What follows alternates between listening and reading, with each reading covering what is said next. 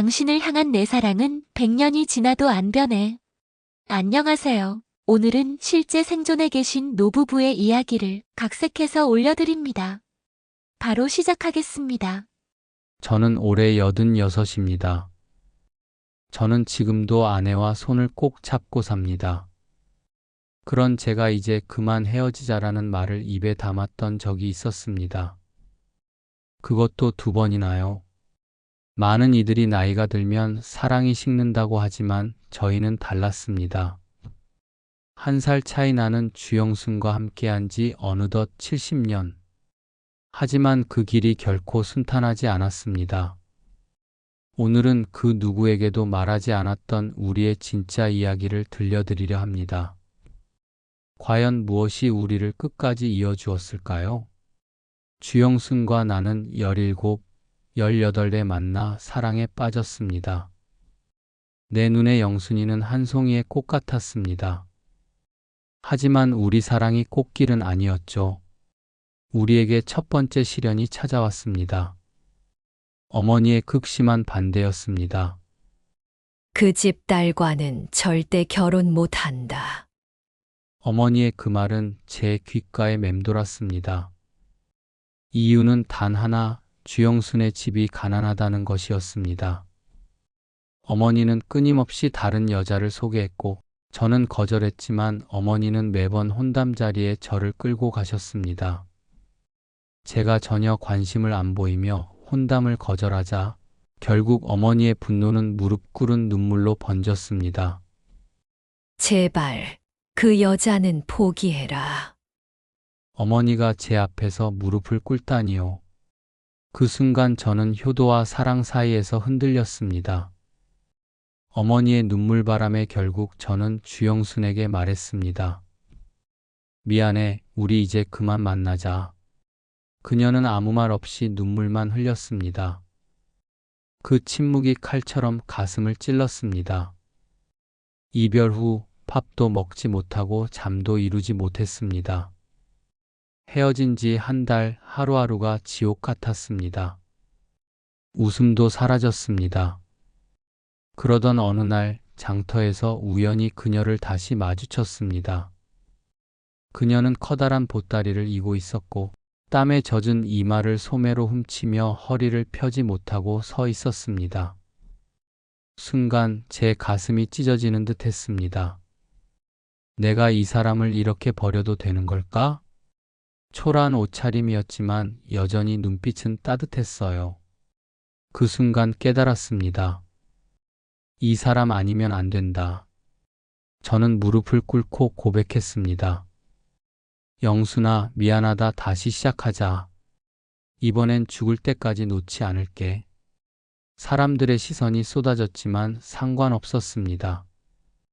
영수는 한 번 배신한 저를 어떻게 믿느냐고 되묻더군요.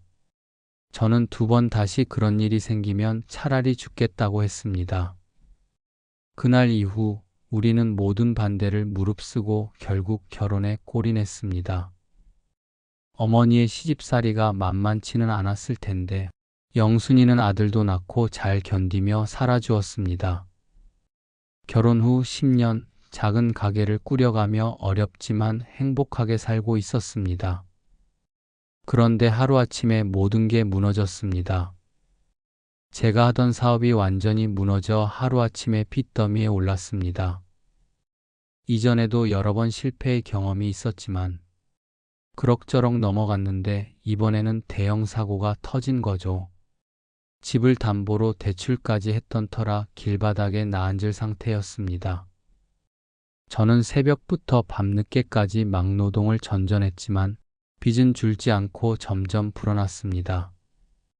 빚 독촉 전화가 하루에도 수십 통씩 걸려왔습니다. 밤이면 아이가 깰까봐 창문을 닫고 작은 목소리로 다투었습니다. 그때 영수는 둘째 아이를 임신 중이었어요. 당신은 왜 되는 일이 하나도 없어요? 나도 죽을 만큼 힘들어. 제발 조금만 더 기다려줘. 하지만 갈등은 점점 깊어졌습니다. 영순의 눈가에 눈물이 고였습니다. 저는 말없이 담배만 태우며 벽만 바라봤습니다.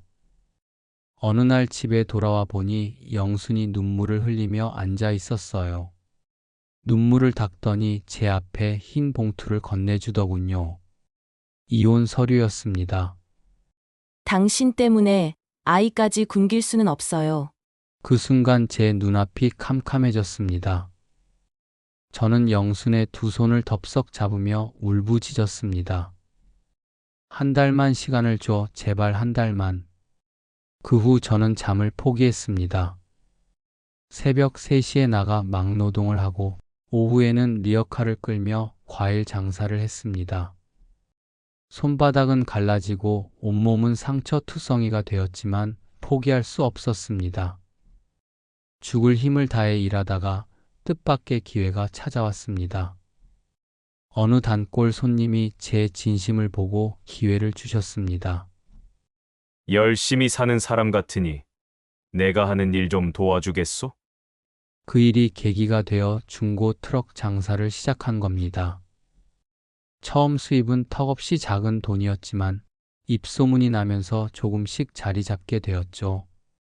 영수는 그렇게 버티는 나를 보면서 끝내 이혼 서류를 찢어버리며 말했습니다.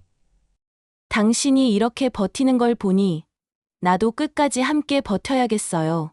그날 우리는 서로 부둥켜 안고 오열했습니다. 저는 저대로 새벽부터 밤늦게까지 일을 했고 영수는 아기를 업고 식당 주방일을 하며 버텨나갔습니다. 그렇게 성실히 돈을 모아 하나씩 빚 청산을 해나갔습니다. 그 뒤 몇 년은 정말 행복한 시절이었습니다. 중고 트럭 장사 일도 안정되고 아이들도 건강하게 자라났습니다. 세상 부러울 것이 없었죠. 아이들이 100점 받은 시험지를 나에게 보여줄 때면 더 열심히 일해서 아이들 뒷바라지 해야겠다는 생각뿐이었습니다. 큰아들이 군대를 가게 되었을 때 영수는 눈이 퉁퉁 붓도록 울었습니다. 나라의 의무를 이행하기 위해서 가는 거지만 품 안에 자식이 홀로 서야 하는 때가 오니 저도 마음 한켠이 아려왔습니다. 아들이 군대를 제대하고 돌아와서 인사를 하는데 나를 쏙 빼닮은 아들의 늠름한 모습에 우리 부부는 보낼 때와는 달리 서로를 바라보며 미소를 짓게 되더군요. 아들이 취직을 하고 자리를 잡아가자 우리는 이제 장가만 보내면 되겠다며 웃었습니다. 그러던 어느 날 청천벽력 같은 소식이 들려왔습니다. 25살 된 큰아들이 교통사고를 당한 겁니다. 병원 응급실에서 본 아들은 온몸에 붕대를 감고 의식불명 상태였습니다. 의사는 차갑게 말했습니다. 살아날 확률은 거의 없습니다. 마음의 준비를 하셔야 합니다. 그 순간 제 다리가 풀려 주저앉았습니다. 영수는 아들의 손을 붙잡고 울부짖었습니다. 아들 엄마 목소리 들리지? 제발 눈 좀 떠봐. 영수는 하루 종일 아들의 이름을 부르며 흐느꼈습니다. 저는 병원 복도 끝에 주저앉아 머리를 쥐어뜯었습니다. 하나님, 제발 제 아들만 살려주세요. 제 목숨을 가져가셔도 좋습니다. 우리는 3달 동안 병원에서 살다시피 했습니다. 잠을 자다가도 영순의 흐느끼는 소리에 깼고 제 눈물은 멈출 줄 몰랐습니다. 우리가 무슨 죄를 지었기에 이런 일이. 저도 하나님을 원망했습니다. 왜 우리 가족에게만 이런 시련을 주시는지 이해할 수 없었어요. 신앙마저 흔들리며 하나님을 원망했습니다. 그러던 어느 날 밤 기적이 일어났습니다. 아들의 손가락이 미세하게 움직였습니다. 여보, 손 좀 봐, 손이 움직였어. 아들이 미약하게 눈을 떴습니다. 엄마. 그 한마디에 우리는 병실 바닥에 주저앉아 서로를 부둥켜 안고 펑펑 울었습니다. 그날의 눈물은 절망 속에서 다시 희망을 발견한 눈물이었습니다. 병실에 있던 사람들도 함께 눈물을 흘리며 축하해 줬습니다. 그날은 기적이 우리 가족을 찾아온 날이었습니다. 아내의 지극한 돌봄으로 아들이 의식도 찾고 재활도 열심히 해서 회복을 하는 것을 보며 하늘이 우리를 무심히 버리지는 않는구나 하고 생각했죠. 그 후로는 서로를 더욱 의지하며 살아왔습니다. 세월이 흘러 아이들이 모두 장성하고 며느리도 보고 손주도 보면서 행복했습니다. 우리 부부는 손잡고 그렇게 노년을 맞이했습니다. 모든 시련을 겪고 나서야 깨달았습니다. 혼자였다면 절대 견딜 수 없었을 거라는 걸요. 주영순이 있었기에 포기하지 않을 수 있었어요. 이제는 80을 훌쩍 넘긴 나이에도 매일 주영순과 손을 꼭 잡고 삽니다. 외출할 때면 늘 주영순의 손을 꼭 붙잡아요. 혹시라도 넘어질까, 길을 잃을까 걱정이 되거든요. 동네 사람들은 우리를 보며 여전히 깨가 쏟아진다고 해요.